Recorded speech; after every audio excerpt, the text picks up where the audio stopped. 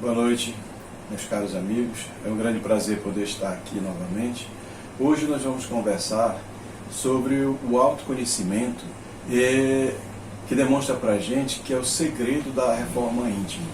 Então, se nós formos voltar ao passado, vamos encontrar no templo de Apolo, em Delfos, a seguinte inscrição: conhece-te a ti mesmo e conhecerás o universo. Já era um chamamento dessa proposta para a criatura humana de buscar em si próprio se descobrir perante a criação divina. E no século V, o filósofo grego Sócrates, ele já se preocupava com isso. Ele foi em busca, ele viajou profundamente para esse autoconhecimento, para essa busca de si próprio, que ele traçou para a sua vida uma meta e colocou o autoconhecimento como a sua bandeira de vida. E ele não ficou somente nessa busca íntima sozinho. Ele saía nas praças, nas ruas de Atenas, perguntando para as pessoas se elas tinham certeza, se elas sabiam o que elas diziam, se elas tinham certeza do que elas falavam, se elas acreditavam no que elas falavam. Então, ele fazia esses questionamentos com as pessoas e muitas delas paravam para analisar a fala de Sócrates. Porque eles nunca tinham pensado nos seus ideais, nas suas metas, nos seus projetos de vida, se o que ela estava falando hoje verdadeiramente ela queria para daqui a algum tempo. Então, ao mesmo tempo que elas ficavam ali um pouco pensativas com relação às perguntas de Sócrates, eles olhavam para Sócrates pedindo uma explicação. O que era que ele achava disso tudo? Ele sorria e dizia: eu também não sei, por isso que eu estou perguntando a vocês.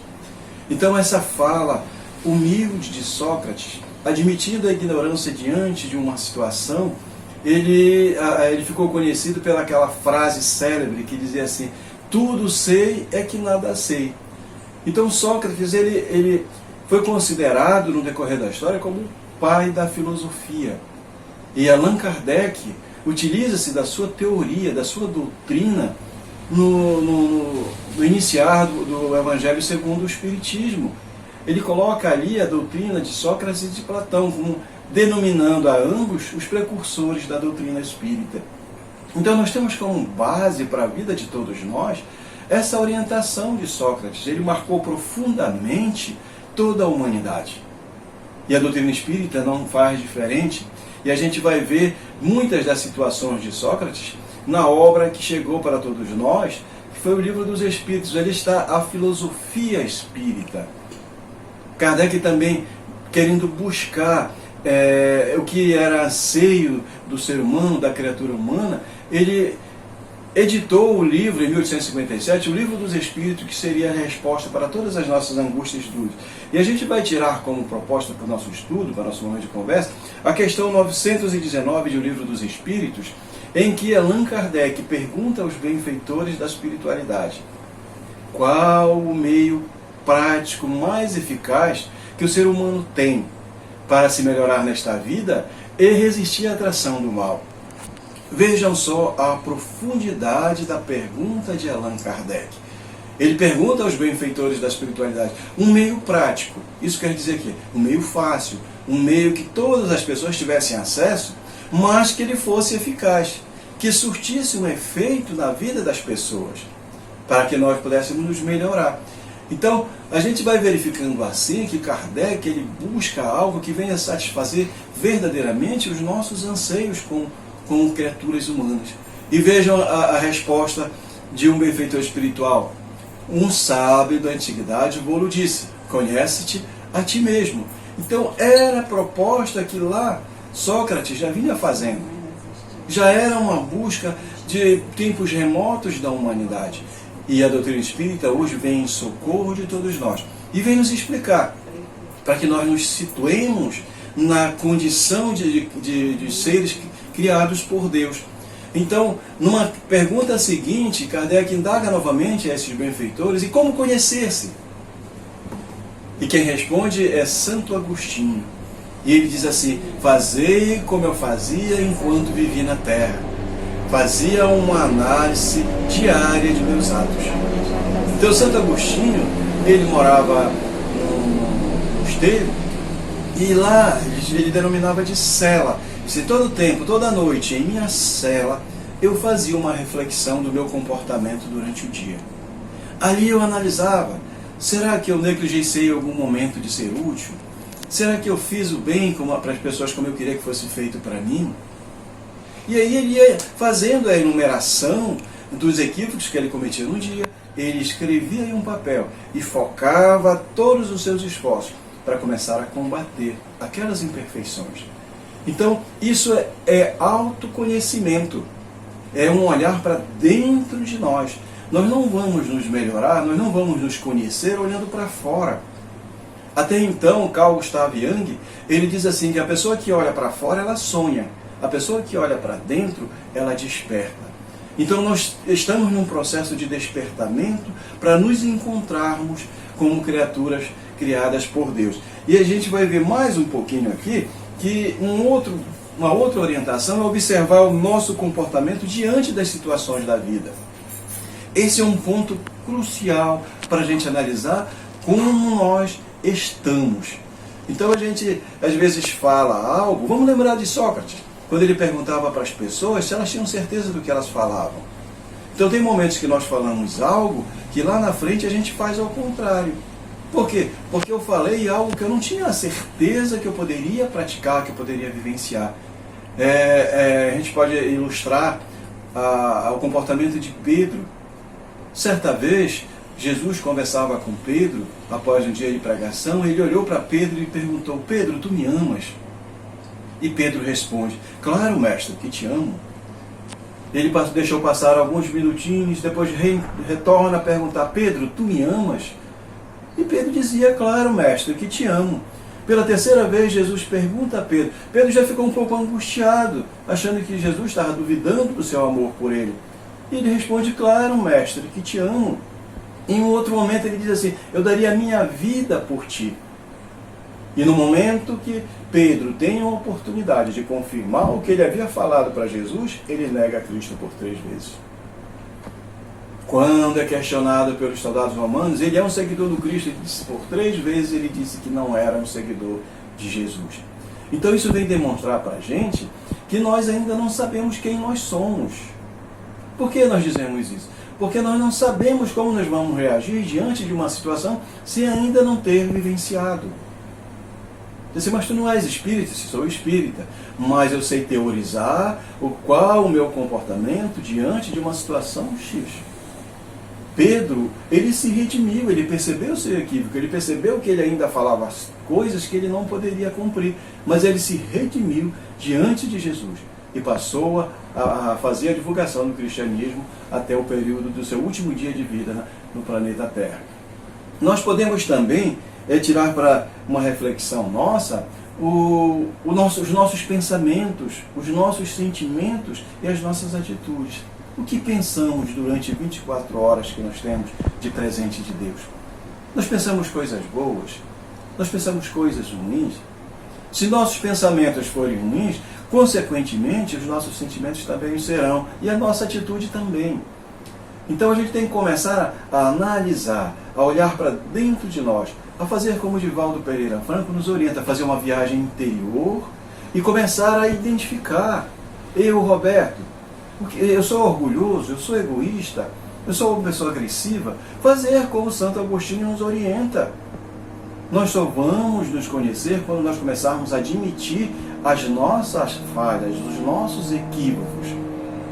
Aí a gente percebe assim que o autoconhecimento é a chave para que possamos fazer as mudanças que são necessárias em nossas atitudes, em nossos corações. Como se renovar? Como se melhorar se eu não sei aonde eu estou errando?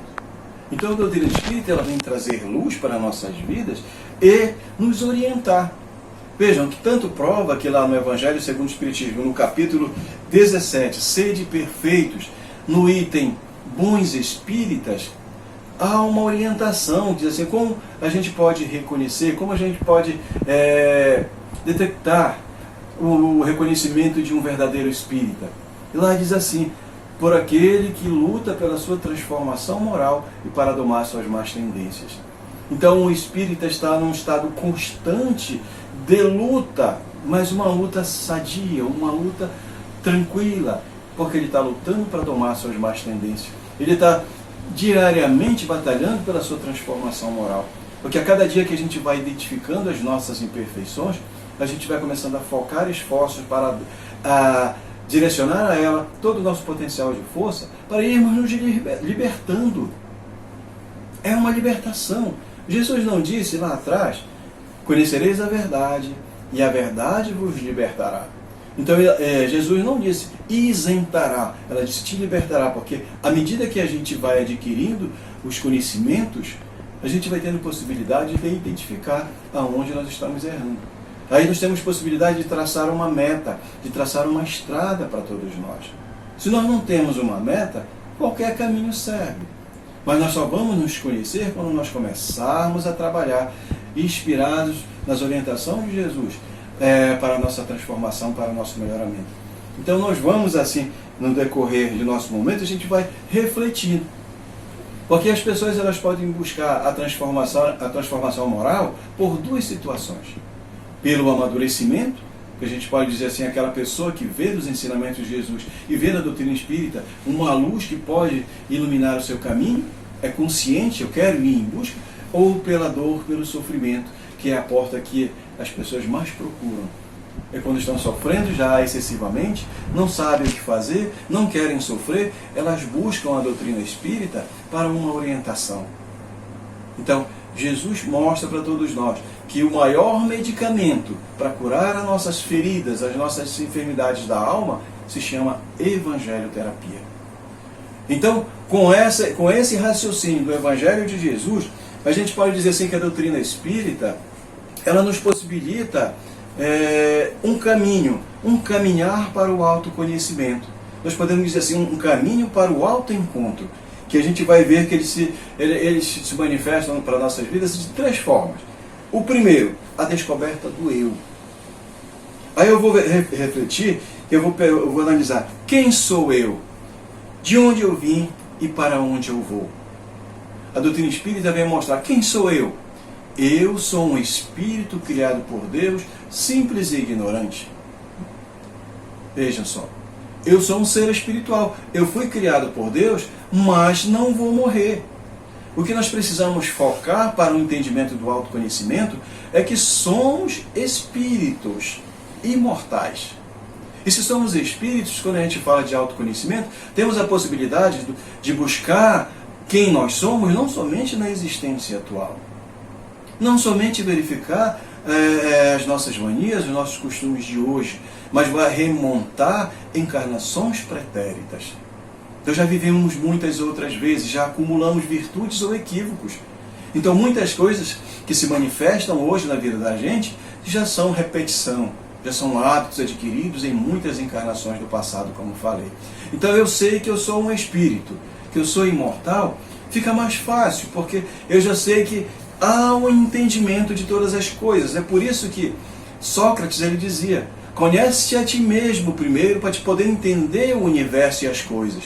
Então se eu me reconheço como espírito imortal, eu tenho uma facilidade de entender todas as outras coisas.